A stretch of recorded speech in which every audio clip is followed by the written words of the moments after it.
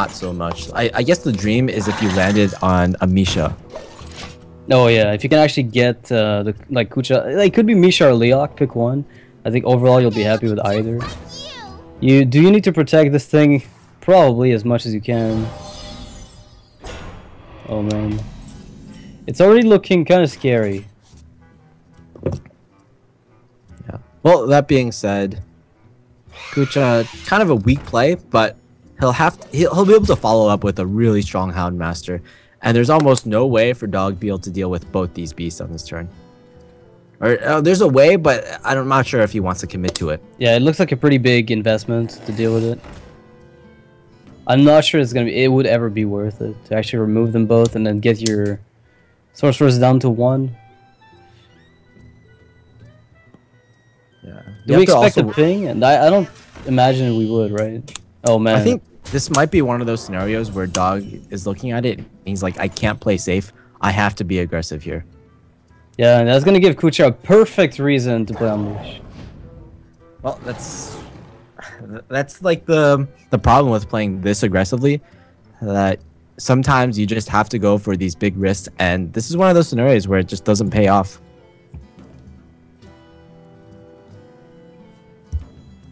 Just a lot of trading gonna be going on here. Gotta optimize it. I'm guessing he just wants to get the beast from West Spinner as soon as possible. Yeah. I just don't think this is a winnable position for Dog at this point. Like, yeah, no amount of AoE could clear this type of board. Grazilla. I mean, okay. Flame Waker would probably be fine if you had, say, an Arcane Missiles in hand and actually clean up this board completely. Yeah. But even past that, it's just the amount of value. Oh, wow, he actually gets it. Yeah, that could be the play. I mean, you have the spare part to go with it. Yeah. The problem is, like, it's just way too much value for Kucha in his hand right now. Yeah. There's no way Dog will be able to win in a long game. Yeah, Kucha can basically just, even if he loses the board now, he probably gets it back next turn or the other turn afterwards. I like the bow coin trap instead of Hound. Although, if you Houndmaster and you kill the worm, you're still forcing the mage to play awkwardly, and you're probably going to win anyway with a curve play of 5 with bow freezing trap. Yeah. Not looking too good for Dog here. Yeah, Dog is basically going to need a miracle, and I would even say that he needs like an amazing Shredder drop, basically.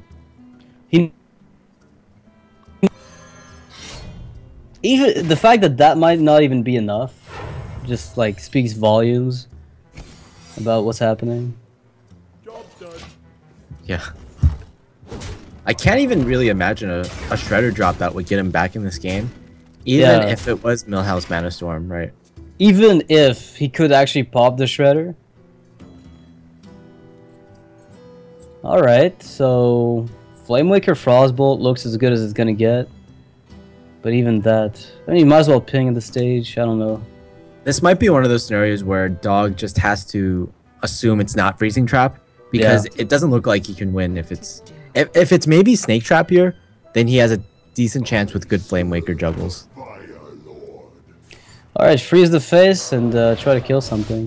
He's hovering over things to see what got hit, and he realizes only one Hound did.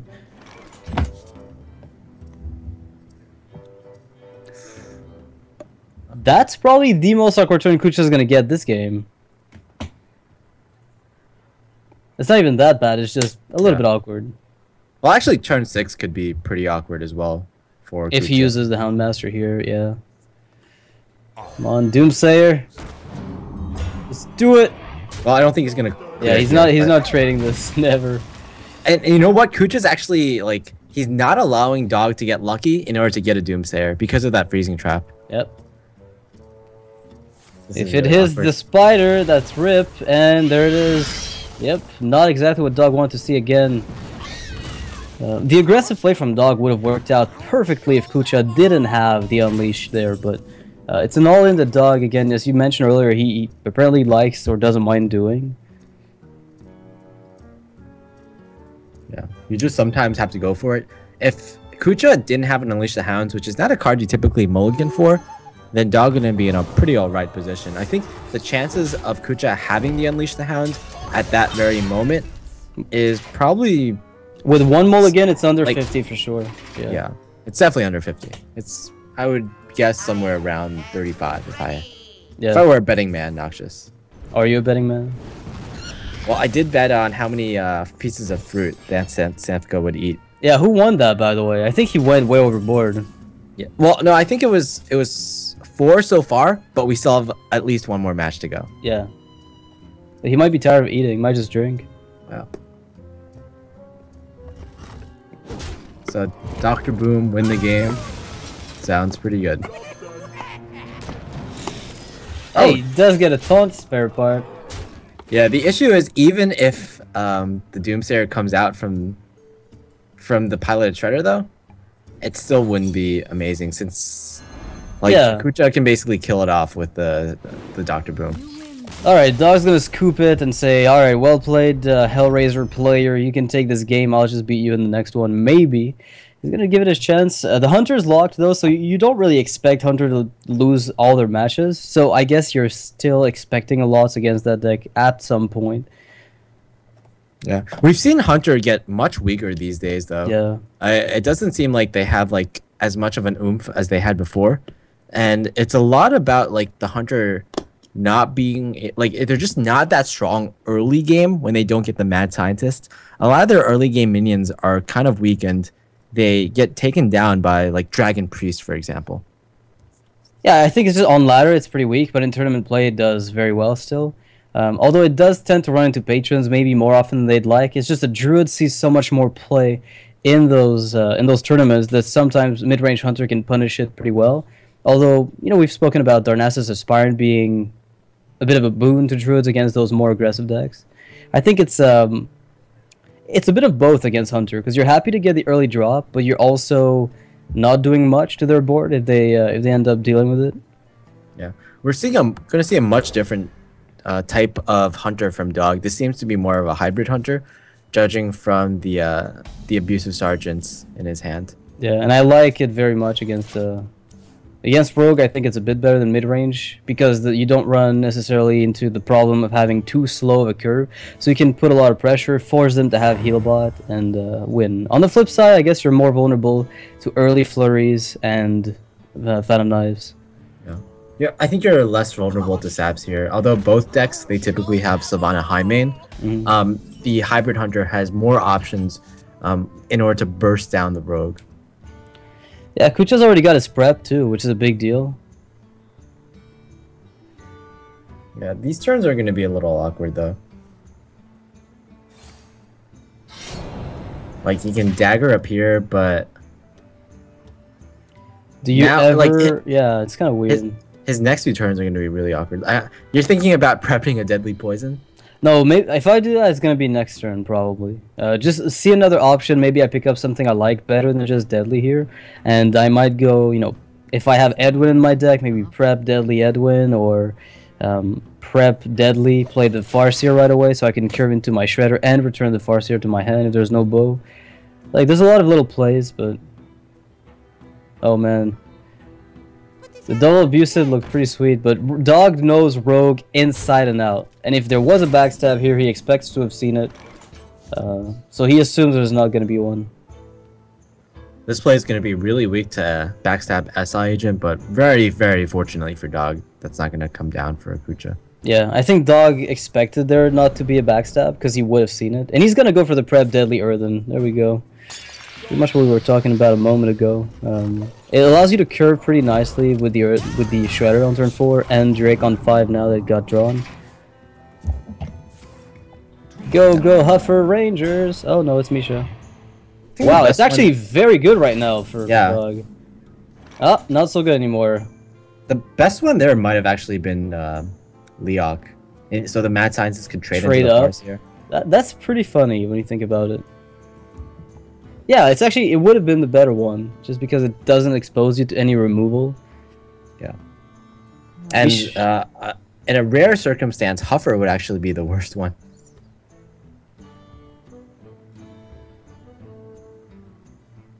You kind of have to give up, like, using the backstab, it'll only essentially deal 1 damage, so not that much value, but at least it's an option. Oh, okay. face tanking it. Actually, that's a little bit better. Yeah, it gives you another board, and you can return the Farseer to with a freezing trap. And if there's no bow, you can get you basically negate a bow charge if there were one. Oh man, here we go. So what dog decides to attack here indicates what kind of trap this is. So the dog is certainly going to be buffling a freezing trap at this point. Yeah. He's representing it at least. I'm assuming that's the case. I think Hybrid tends to run a lot of freezings. We've seen some versions that run a weird mix of explosive and freezing and snakes and bears. It's just like, it's all over the place now. There's really nothing you have to expect. Oh god, this damage output from dog. Yeah. Unfortunately, like, Kucha's hand is really, really clunky. There's, like, basically nothing he can play in the following turns. Yeah, he's gonna have to go for a Shredder, but that's basically dead in the water for the most part. Yeah, mini high main. You could find a Fan of Knives to get you out of this this weird spot. And now does dog value phase damage as much as wiping the Drake? I think not. Yeah, this is gonna be pretty good. Yeah, I feel like the board is alright. I think if Kucha had some kind of AoE, he would have used it in the previous turns. Oh, that's a really good draw, though. It's a pretty good draw with Sprint, but you still can't play a Fan of Knives if you find one, and you still can't play Blade Flurry if you find it, so you're guaranteed to take at least 5 unless you find a backstab. Yeah. It's looking a little dangerous either way. Oh my god. Sap is so key here. It was really important that he got that prep in order to use the Sprint, because he absolutely needed to draw his Sap in the next 2 turns. Kucha's gonna cut off the beast supply from dog, so no kill commands, but he's gonna take another 6 damage at least if dog wants to push, but high main's bound to come down, and there it is. Yeah, defender of high main here. Dr. High Main? Yeah, Dr. High main. It's a little more appropriate. Pretty good here. This SI7 is going to clean up the board. Does it ever allow Kucha to push for crazy oil? Not quite. Unless he picks up another sap. If actually, yeah. If Kucha's able to pick up a sap next turn, and then combo with oil on the SI, and dog replays the high main, that could be a path to victory for Kucha. Yeah, but now, as long as dog, whenever dog draws kill command, the game is just over. Well, speaking of the devil, you had to dodge quite a few cards, Kucha, but you didn't do it. Learn to dodge. Pretty bad dodge for Rogue, I find. Yeah, and now the score is all even up. Dog a 1-1 against Kucha, and we're seeing the Rogue kind of not doing so well as we have in previous tournaments. Back in Blackrock Mountain, Rogue was at around a 46% win rate. Like, certainly one of the worst classes in all of Hearthstone. And I kind of feel like, just like a gut reaction, that Rogue is doing even worse in TGT. It is doing a lot worse, and it's not for lack of trying, because a lot of players have been trying to make Control Rogue work, something more tempo, aggressive. They've been trying all sorts of things. I was even talking to Hyped about this when I met him, and he said, yeah, I have a friend, you know, he's working on all sorts of Control Rogue lists, and he's like, what? He keeps going to Hype, and he's like, yeah, like, what should I cut here? What should I do? And every single time, Hype just says, well, you know, you could cut this and that for Via Teachers, and maybe Tinker Sharpsword oil, and maybe you could play Deadly and eventually it just goes back to oil every single time. So yeah, there have been like a lot of interesting cuts to Rogue recently. I've heard a lot of people saying that maybe Sap is a good cut since it's not really good against Secret Paladin and not really good against Patrons. That hand though, no man, wowzers. You can BGH your own Dr. Boom. Think of all the value. Turn 2 Boom, turn 3 BGH. Yeah, Kucha needs a sap, basically. And even then, Dog keeps the Boom bots, and he's like, I can probably find a Shredder by turn 4. I'll be okay. Yeah. Although, in this scenario, Sap is actually going to be really good. Like, typically, Sap isn't great against Dr. Boom because your opponent keeps the Boom bots. Yeah. But what Sap essentially does, it trades 1 card for 3, but your opponent gets some Boom bots. Yeah. It's okay. It's all right. I actually think you like gain value from that. Like, you're ahead at the Sap. Yeah, but if you think about the Boom bots as like living roots, a little like I don't know, seedlings or whatever, suddenly it looks a little less like you're really denying much. But you are denying, you know, official death. Like there's no way you live if you don't stab this Dr. Boom. Oh man, Kucha, you're about to hit the surprise. I'm really disappointed we don't get to see Kucha's now. Look at this face, then just imagine it frowning a little bit more, where it's like he looks really sad. That's probably his face as soon as Boom hits. This seems to be Kucha's I'm not impressed face, though. Yeah, but I think he will be impressed. Yeah, I'm impressed at Dog's luck here. Although, if Kucha top decks the sap, it could be like anti-luck. I mean, even an Eviscerate, right? You can still kill Boom. You go like backstab, Eviscerate, kill, and then you curve into Shredder. Yeah, it's alright. It'll do the job. Oh man. So backstab, kill, then SI the Boom, and then rip. It's not over though, because if you think about it, Dog's follow-up curve, following turns are kind of mediocre. If this hits for 8 though, it's gonna be a pretty big deal. Alright, 3 already done. Alright, he's gonna put Boom on 3 health. I like that, but it's really, I think this gives Dog a reason to go for Savage Roar. I don't know. Oh yeah. Yeah. Ooh, Wrath. Yeah, but do you want the card draw instead? That's the bigger question, right? That's a good point. There's also the possibility that this Boombot just kills off the Yeah, and then, okay, if it doesn't kill it off and it just hits for 1, you can Wrath it for cycle. Yeah. And if it ends up going phase, then you Wrath for 3 and you're fine. Although that's kind of a waste of a Boombot hit, I guess. I really like a Savage War here. I think it's overall probably the strongest play, because you're pushing for Boombot damage plus Dr. Boom plus your own fate. Wow! Ouch. 7 damage. Boombots. Yeah, it's almost game over. This Dr. Boom just did 9 plus 7 damage, 16 damage on its own. Yeah, he's about to go for like the full 30 soon enough. We're just waiting. Wild Growth gets picked up. Does Dog even care? I mean, might as well. So okay, do you attack here or not? If you don't, no, you have to attack. You have to attack. Yeah. I mean, like, so basically, if he attacks first, then Doomsayer wipes out his board. No, if he man. doesn't attack though, a taunt really messes up his day. Well, if he rats for kill here, I'd be really surprised. Yeah, exactly. Okay, I was like, if he rats for the kill, like Annoyertron, Frostwolf Grunt, the Robo dies, like the Robo Cub guy, like there's so many 2-mana taunts now with the Ghoul on top of everything. It would be really clunky. And now Kucha is on the ropes, and he needs to find just about, like, he needs a Vitality Totem or a Taunt Minion to really feel safe, and then he may actually be able to come back in the game for the win. Oh my god. That is a sick outcome for Kucha. Dog needs to find a Swipe or Druid of the Claw here. Force of Nature wouldn't do it because now he's down to 4 mana. Uh-oh. Does Dog find the kill? Ooh. Yeah, he's a little shy, but he's not going to get Kucha the opportunity to gain armor. Kucha with a heal bot and the Farseer could still get out of this. Farseer doesn't do it though, so... Yeah, not even... Yeah, Blade Flare definitely doesn't do it. Not even a Preparation could do it. Preparation Sprint into Farseer, not really a viable play since you only have 6 mana. You have to have Eviscerate and pop your own Shredder to find something, basically. And that's basically it. But he's got the good Shredder positioning. Yep, points there. Yep.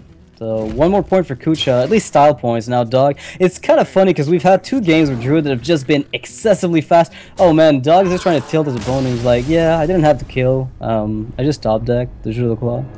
Yeah, pretty exciting game there. Even though I think if Kucha he got the heal bot on that turn, the game might have just stabilized and Kucha might even have been in a winning position. I think he would have been in the winning position because it completely shuts out the Force of Nature damage, and it forces Dog to find even more outs. And by that time, Kucha might have picked up a prep to go with the sprint, find a Tinker's, and just win the game from there. So Dog went all in, and I think I was talking to Thijs about this. You know, he went all in himself and on Emperor turn in ATLC, I think. And I couldn't help but feel like it was too big of an all in because every time I do that, they just sap it, and I'm like, oh. Well, I lost, you know, 2 innervates and I went nowhere. Yeah, did it work out for Thijs in that game though? It did. Everything worked out for Dog and Thijs. Yeah.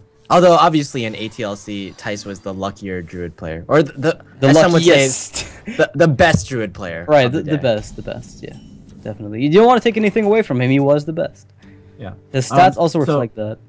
We see Southsea deckhand in Kucha's deck, which means probably that he's only running 2 heals. That's kind of like the flex card. Yep.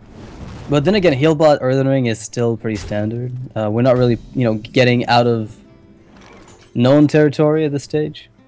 What do you think about Emperor Thorson? That's actually a card that I don't see in Oil Rogue all that often. Am I just not like up to date on Oil?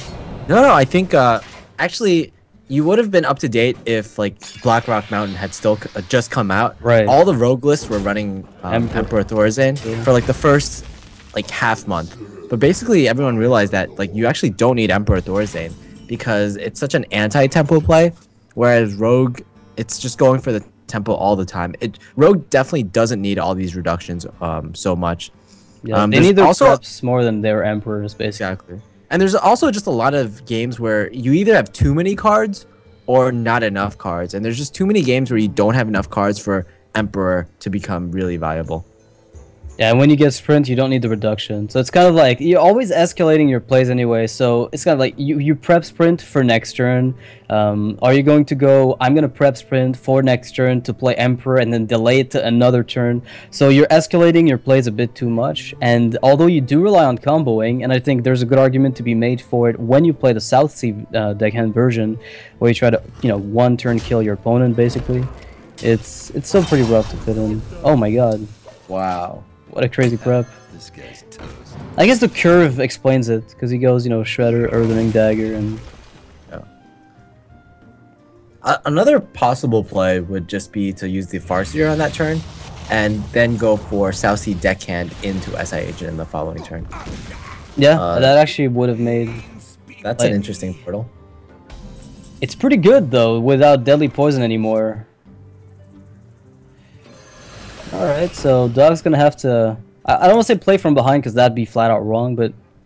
he's gonna play a little off tempo and give the Rogue the advantage. Another interesting tech card, Harrison Jones. So Kucha's deck is just full of tech. Warburst. You think this is funny? Monks seem to find it amusing. Yeah, this is pretty funny. Yeah, Dog's just gonna draw 17,000 cards. Dog finds it pretty amusing as well. Dog's like, esports can happen. And I'm okay with it. Alright. Yeah, this Acolyte of Pain is a little bit of a problem for Kucha, because if you think about the biggest weakness from Tempo Mage, is that they only have Azure Drakes and Arcane Ints, and Arcane Intellect is very hard to find a good turn for if you don't already have Tempo. Yeah, so Acolyte of Pain, like, it just might be a borderline card that you might just want to play in this deck. Like, basically, Dog got that Acolyte, he got to play the Acolyte for 2 mana.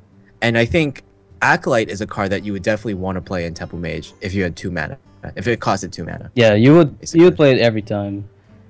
Yeah, it reminds me of the days where the Acolyte was actually a 2/4 for 3 mana. I was like, yep, better nerf this, Blizzard.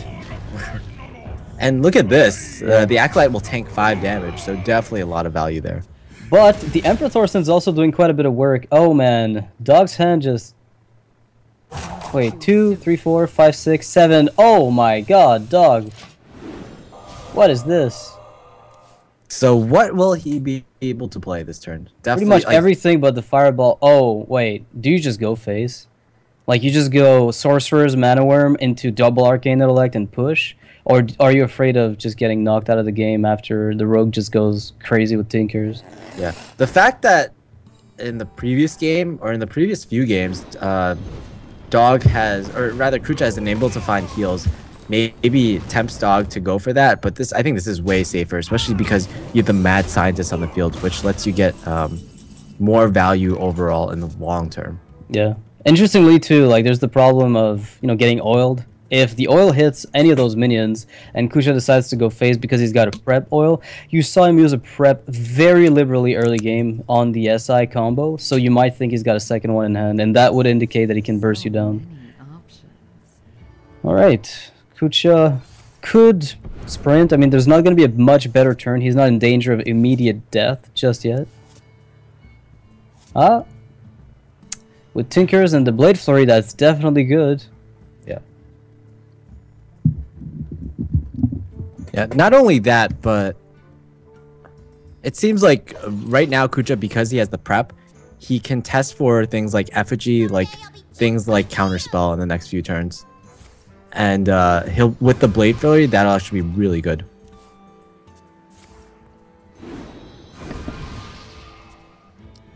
Well, just a lot more card draw. Dog's like, oh, you got a sprint. I have a sprint too, basically. And just a lot of pressure being put on Dog at this point. Or being put on Kucha, rather. Now, the problem here is if Kucha wants to test for effigy. Okay, so now that Dog has played the Clockwork Gnome, a 2-1, it's much easier for Kucha to test for effigy. Since how much do you expect effigy and tempo mage though? Because one of the biggest problems I've got with that is that in this exact deck, I think you're curving very low often, so you end up with kind of dead effigies on turn 3 or something. Yeah, exactly. We've seen it a lot though, like in yesterday's deck, Dog. Oh, what a nice nice pickup for Kucha. It actually prevents Dog from curving with his Drake Shredder. So yeah. It's gonna work out. So Earthring Farseer, heal yourself, prep the Tinkers, go face, and go for that flurry. It's looking really sweet. Yeah, now Dog, he doesn't even win with the double fireball, and he might have to use this fireball defensively. Yeah, if I'm Dog here, I'm really scared. I mean, I'm still okay with the Drake. There's a combination of plays you can make here that are still fine. But fireballing this 3 health minion can't possibly feel good. Is Kucha playing low step? Wow. So how risky does Dog want to be here? I guess pretty risky. Looks like he's willing to be pretty risky with the 4 hits from the missiles. He feels like that's enough. Oh, it looks like he hit at least 2. Whoa! He hit 3. Never mind. Yep. Better yet. So what he did is he actually hovered over his hero power, tried to ping to see if the missiles hit properly. And when he saw that the target was unhittable, he realized it was already dead.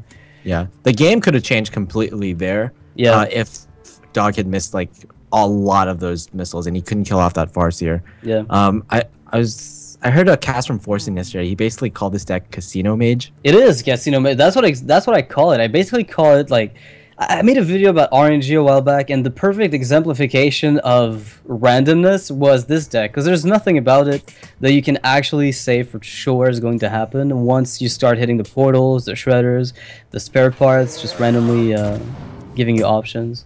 Yeah, and not only that, but some decks have been able to use, like, when you include like Effigy, when you include cards like the Spell Slinger in your deck as well, like those increase the randomness of this deck even more.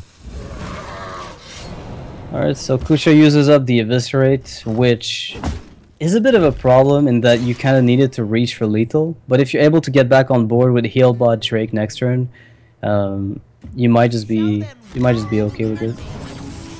If he finds a Finicky Cloak Field, that would be crazy good. Oh. Yeah, the free spare part is good enough on its own. Yeah. Toshli is also just amazing in just against Rogue. One of the problems that Rogue has is that it has a problem dealing with minions that have a lot of health, and Toshli is just a great example of a minion like that. Remember back in the day where Rogues, they couldn't really deal with Oasis Snapjaws even. Right, I remember that back when Midrange Hunter actually used that card, funny enough. That's a long time ago, but... And Dog is actually getting out-tempoed here. He's gonna have to replay everything one at a time. Slowly but surely he'll get there, but it seems like the Rogue is just hell-bent on slowing things down. Yeah, but yet another Toshli. Even a Frostbolt if he wants to play it. Yeah, I don't mind the Clockwork Gnome Coolant Frostbolt play. It's kind of cool. Or just, you know, put threats and force him to have Flurry #2 with spell damage. Yeah, that's really scary. Yeah, I think Azure Drake here. Just develop your board. You don't necessarily need to draw into or just use a second sprint even. Yeah, if you find a flurry with the Drake, you kind of come back, or at least you stabilize again. You get another round or another chance at stabilizing. Yeah, this might be one of those games where both players they trade so much that they draw out their entire decks, and overall that really favors Dog since his deck is just way more value overall, especially with all these spare parts and Archmage Antonidas. Yeah, there's standalone a lot more threatening than Kucha's deck, which is basically combo pieces hoping to have something stick. And as long as Dog keeps trading or wiping the board, he's going to kill Kucha eventually. Yeah, that's something Kucha has to keep in mind though. Like at some point in this game, he has to turn on the switch. He has to have that killer instinct. Yeah, it looks like now actually he's just going to push for it with the heal bot instead of trading into the Shredder and maybe just doing nothing. Alright, Dog, does he have it now? We're looking at 9 on board, plus an extra... Actually, 11 on board with the reversing switch, plus the extra lethal with the Frostbolt Fireball. Alright, so Dog will take it over Kucha. That'll be a 3-1, which means Dog will be facing off against Lostov in his next match. And Kucha will be facing off against Stan Sivka in the loser's match. And that means that Kucha and Stan Sivka can both come back and maybe make it to the next match. Whoever loses winner's match is going to face off against the winner of the loser's match. So obviously typical double elimination. Any predictions? I kind of really want to see Stancifka and Dog fighting each other eventually. So I would have to say, like, these are not necessarily my predictions, but I have to say Dog, maybe I hope that Dog loses in the winner's match and then Stancifka wins in the lose. No, Dog wins or Dog loses in the winner's match, and Stancifka wins in the loser's match, and they face off against each other. Sorry, Noxious, I know he's your teammate and all, but we have to do what's best for the fans. It's all right. He'll go through it. I mean, he just had a pretty okay win at ATLC. He'll get over the loss if he ends up hitting it. All right. Well, we'll be taking a 10 minutes break, guys. We'll be back with the third match of the day, and we'll have 2 more after that in order to really tie up the entire group stage. So until then, don't go anywhere.